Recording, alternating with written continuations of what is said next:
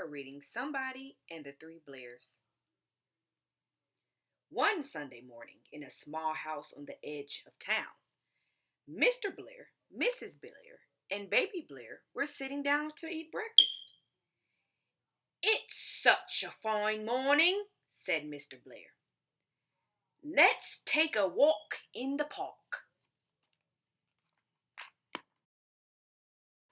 "What a good idea," said Mrs. Blair. "Feed the ducks," said Baby Blair. So they took their coats and a bag of bread, crumbs, and set out for the park. While they were gone, somebody came to the door. Somebody knocked. And when no one answered, somebody tiptoed in. He sniffed and sniffed. He looked at the breakfast table. "This food is too dry," said somebody. "This food is too noisy," said somebody. "But this food is just right." He looked for somewhere to sit down. This should be reminding you of another story. Think of the story that this might be similar to. "This seat is too hard," said somebody.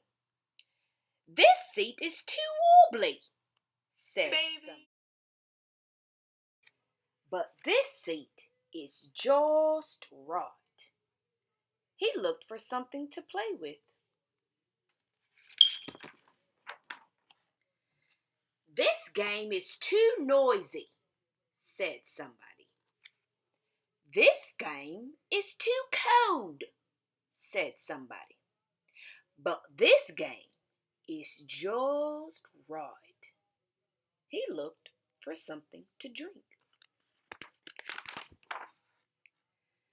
"This rain is too hot," said somebody. But if you pay attention, that is not rain. What is that? "This pond is too small," said somebody. Now, I want you to think about, why do you think he might have thought that the toilet was a pond? Think about it. "But this stream is just right." He looked for somewhere to sleep.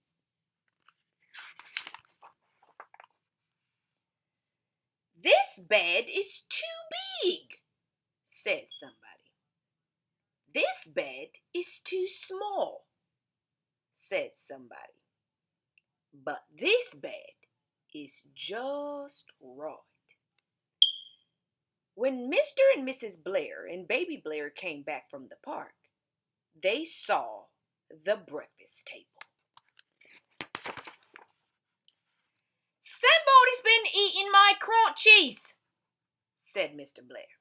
"Somebody's been eating my Krispies," said Mrs. Blair. "All gone," said Baby Blair. They looked around the room. "Somebody's been sitting on my chair," said Mr. Blair. "Somebody's been sitting on my chair," said Mrs. Blair. "Busted," said Baby Blair.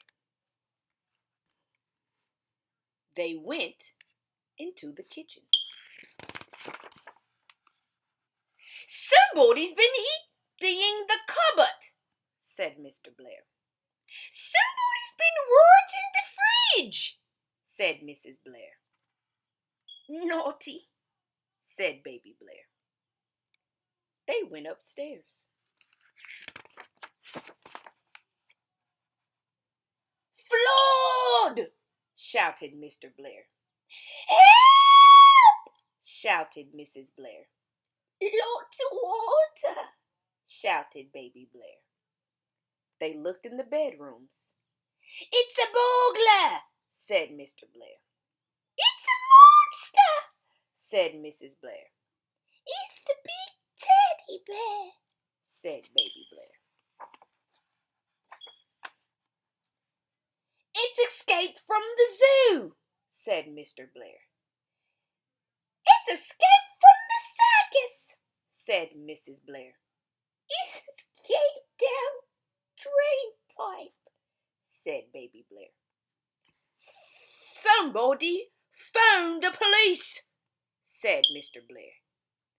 Somebody call the fire department, said Mrs. Blair.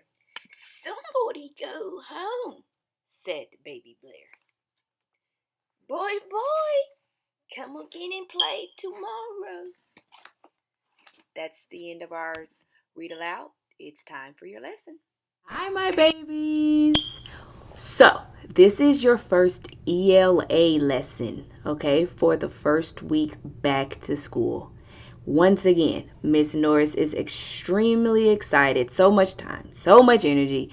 And so, hopefully, you all are prepared to come back to school and enjoy seeing me. Not every day, but 3 days a week is good enough. So today, for your first ELA lesson, you are looking in your ELA packets, and we are going to be going over pages 11 through 15. Miss Norris is going to be doing her lesson, going to be teaching you pages 11 and 12. And then you are going to be assigned to complete pages 13 and 14. Now, parents, page 15 is optional if you are needing them to do extra work. Also, maybe working on their penmanship. Page 15 is a writing assignment. So, once again, I am going to be teaching pages 11 and 12. You are assigned to complete pages 13 and 14, and page 15 is optional. So, let's get into the video. Bye. All right. So we are going to go ahead and go into our lesson for today. Our lesson is recounting a story. Retelling stories will help you understand the order of the events and how those events happen. Events is just things that happen in the story. On page 10, you will see word learning routine. That's just a routine to kind of help you figure out what words you do not know and kind of get you a better understanding of what the word actually means, breaking them down into prefixes and suffixes and root words. All right, so going into our story, when you read a story, one way to kind of help you understand the story is to be able to recount the story, what happens in the story. So here is a story that we are going to read together about how the elephant got its long nose. A long time ago, elephants had short noses, but one day a crocodile bit a young elephant on the nose. The elephant tried to pull away, and he pulled and he pulled.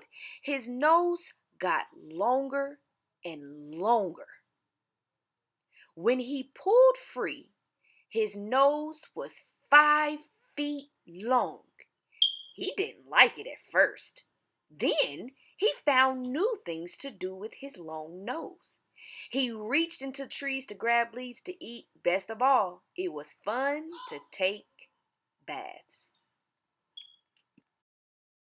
Now, when we think of sequencing or retelling a story, beginning, middle, and end. Beginning means what happened first, middle means what happened next, and end means what happened last. In the beginning, a crocodile bit an elephant on the nose. Next, the elephant's nose grew longer and longer.